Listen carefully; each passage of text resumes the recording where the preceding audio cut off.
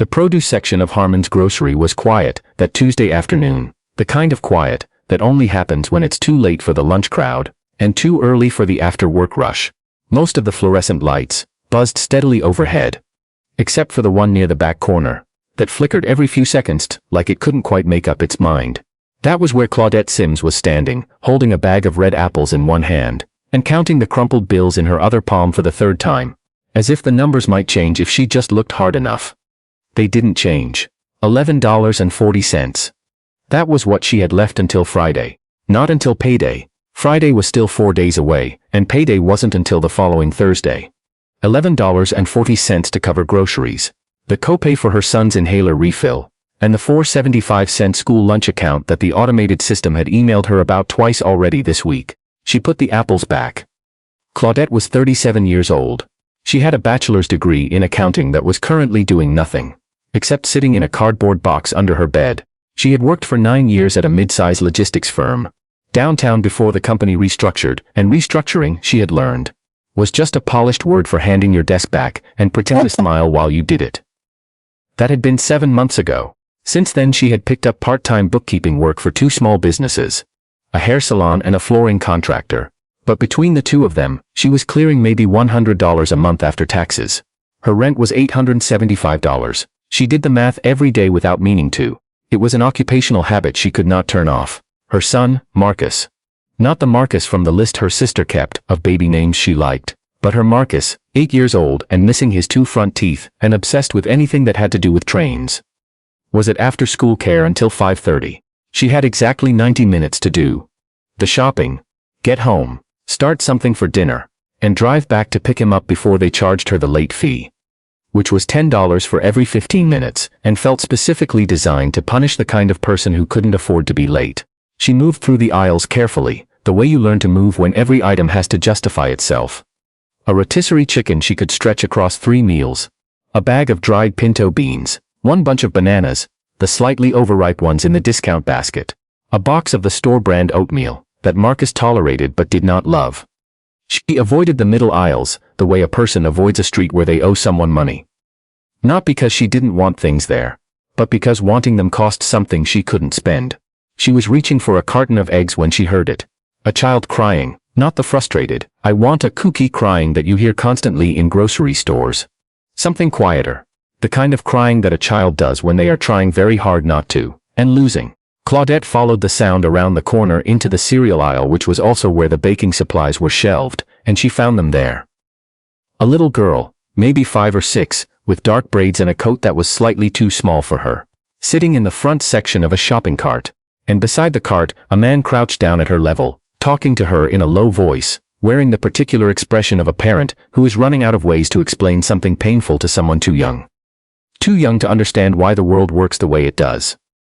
The little girl was pointing at a box of birthday cake mix, the yellow one with the cartoon balloons on the front, the kind that costs $3.49 and comes with a packet of frosting already included. The man, he was in his late 30s, broad-shouldered, with work boots that had seen real work and a jacket with a small tear along the left cuff, was shaking his head slowly, not impatiently, sadly. "I know, baby," he was saying. "I know, we'll figure it out, okay? We'll figure something out." The little girl pressed her face into his shoulder, and the crying got quieter, which was somehow worse. Claudette stood at the end of the aisle. She had $11.40. Her eggs were in her hand. She had a copay to cover, and a lunch account to refill, and 4 days until Friday and 9 days after that until she actually got paid. She stood there for a moment longer than she meant to. Then she picked up the yellow box of cake mix off the shelf, and put it in her own basket. She found the man again 2 aisles over, near the canned goods. His cart held a careful, deliberate collection of things. The kind of cart that told a story if you knew how to read it. Store-brand soup, a pack of chicken thighs, dried pasta, 1 small bunch of grapes, nothing extra, nothing that wasn't pulling its weight. Claudette walked up beside him, and she was already second-guessing herself, because she was not the kind of person who talked to strangers in grocery stores, and she was aware that this could go awkwardly in about 4 different directions. But she held out the box anyway. "Excuse me," she said. "I think this is for you." The man looked at her, then at the box. His face did something complicated, recognition and confusion, and something guarded all at once. "I don't," he started. "I heard your daughter," Claudette said. She kept her voice even. "In the cereal aisle. It's her birthday?" He was quiet for a second. Then, Saturday, how old? 6. She held the box out a little farther. He didn't take it. I appreciate it, he said carefully, but I can't take that from you. Why not? Because I don't know you. I don't know you either, she said, but I know what it sounds like when a kid is trying not to cry. And I know what it sounds like when a parent is trying to explain something they wish they didn't have to. She paused. I've been both of those people, sometimes at the same time. He looked at her for a moment. Then he looked at his daughter, who had stopped crying and was now watching this exchange with the focused attention that small children give to things they don't fully understand but sense are important. Her name is Addie, the man said. His voice was quieter now. Short for Adelaide. Her mother named her. He said it in the way people say things that are finished, things that happened and then stopped happening. I'm Terence. Claudette. She put the cake mix in his cart before he could object again. You can pay it forward someday. That's the deal. Terence looked at the box in his cart. He pressed his lips together. And for a moment, she thought he might hand it back anyway. Out of pride or principle or whatever it is that makes people refuse help they desperately need. But then Addie reached out from the cart seat and patted the top of the box with one small hand, like she was claiming it, and Terence let out a breath that seemed to carry more weight than it should have. Thank you, he said quietly. Just that. Claudette nodded and turned back toward her own list. She was in the checkout line when she heard his voice again, closer than she expected. Hey. Terence was behind her, Addie in the cart, the cake mix visible on top of his items. I'm sorry, I should have. I didn't even ask your name properly before, or say anything that was actually worth saying. Claudette smiled. You said, thank you, that's plenty.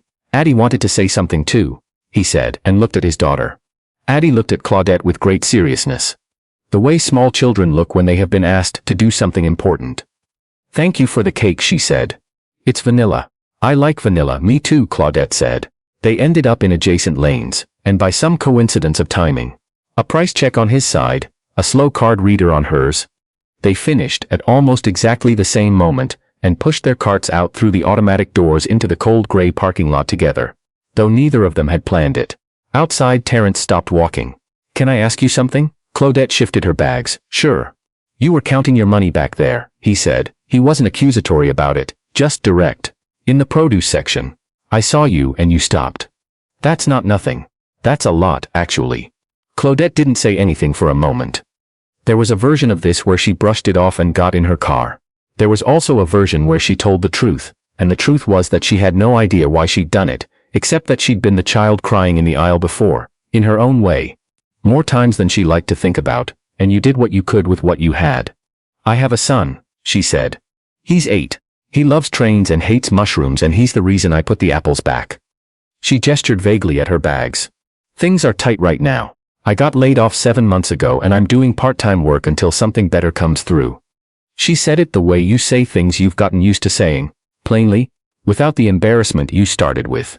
But 349s isn't going to make or break me. Not today. And it might matter to Addie for a lot longer than that. Terence was quiet for a moment. The parking lot was half empty. The late afternoon sky the color of old dishwater. The kind of sky that makes everything feel a little more honest than usual. I'm a plumber, he said. Union. But the shop I was with went under 8 months ago and I've been doing day-to-day work since. Whatever I can find through referrals, it's not steady. He glanced at Addie, who was occupied with the zipper on her coat. Her mom passed 2 years ago. Ovarian cancer. She was 34. He said it simply, the way you eventually learn to say things that are simply terrible. So it's just us. And I'm trying. I really am trying. I know, Claudette said, and she did know. She had learned in the past 7 months that trying looked nothing like the movies. Trying looked like standing in a grocery store aisle doing arithmetic in your head. Trying looked like explaining to your kid why you can't get the name sneakers without using the word budget. In a way that makes an 8-year-old feel the weight of it. Terence reached into his jacket pocket and pulled out a card. It was a little bent at one corner. He held it out.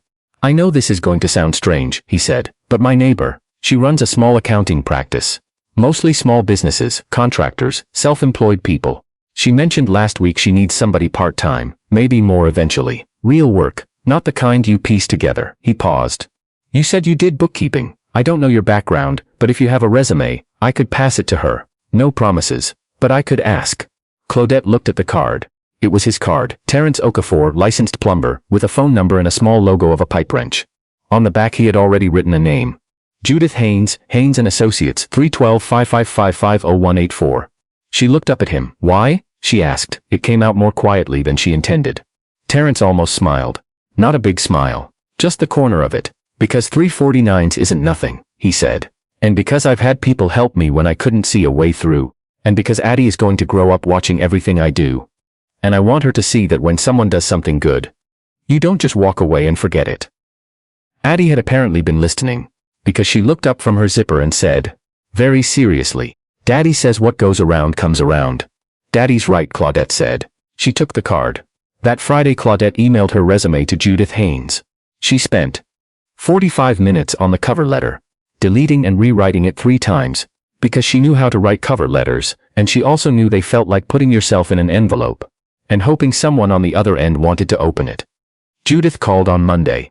The interview was the following Wednesday, in a small office above a dry cleaning shop on Garfield Avenue, with a rubber plant in the corner and 3 monitors on the desk, and a woman in her 60s who asked precise, intelligent questions and did not waste anyone's time. Claudette answered them the same way she asked them. Precisely, honestly. Without overselling. Judith offered her the position before Claudette had even made it back to her car.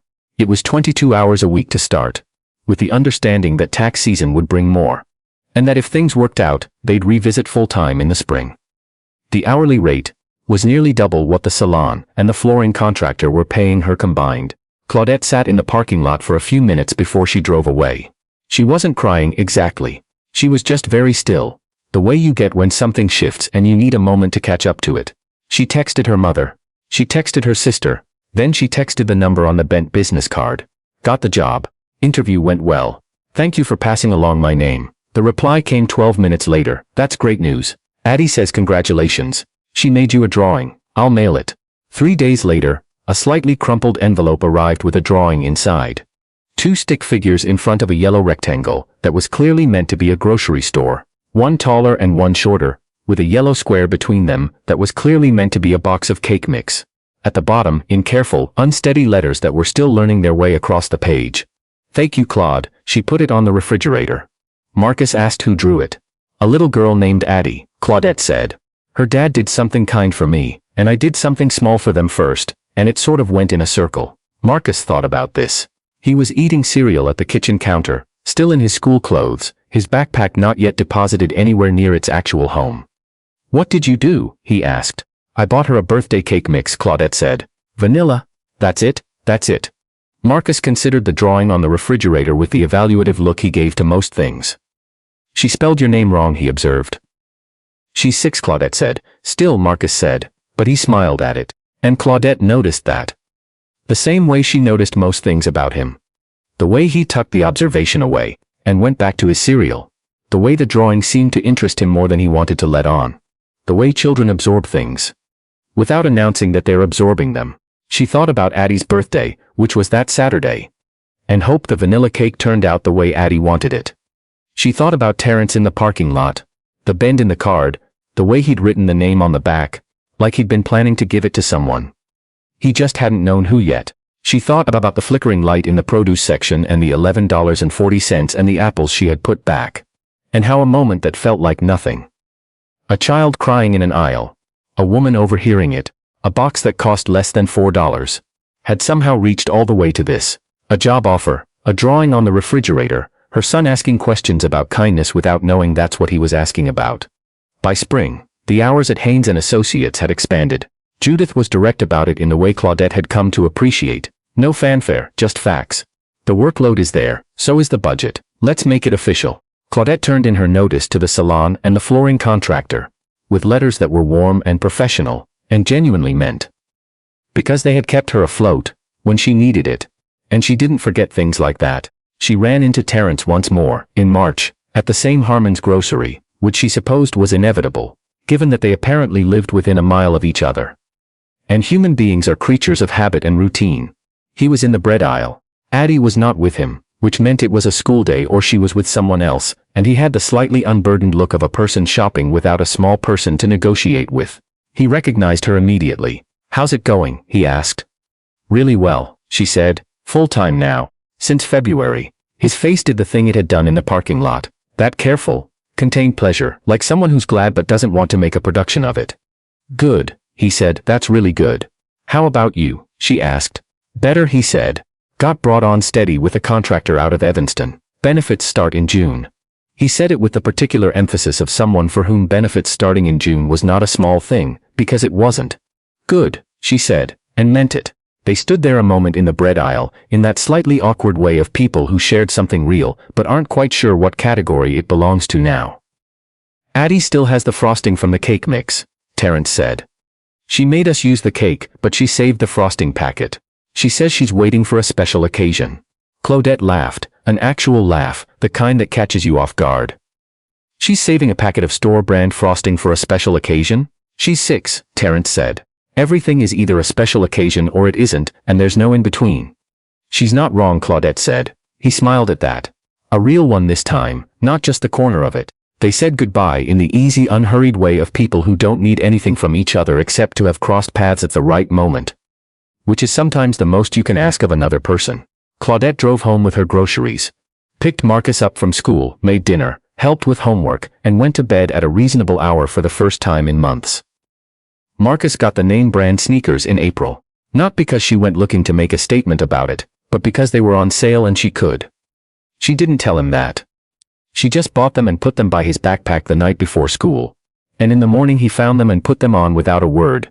She stood in the kitchen watching him try to act like it wasn't a big deal when it clearly was, and she thought, this is what it looks like. Not a dramatic before and after, just a Tuesday morning where a kid gets to feel like things are okay. She thought about that Tuesday afternoon in the produce section. The flickering light, the apples. She thought about Addie's drawing, still on the refrigerator, the letters slightly uneven, the yellow square unmistakably a box of cake mix even though it looked more like a building. Thank you, Claude.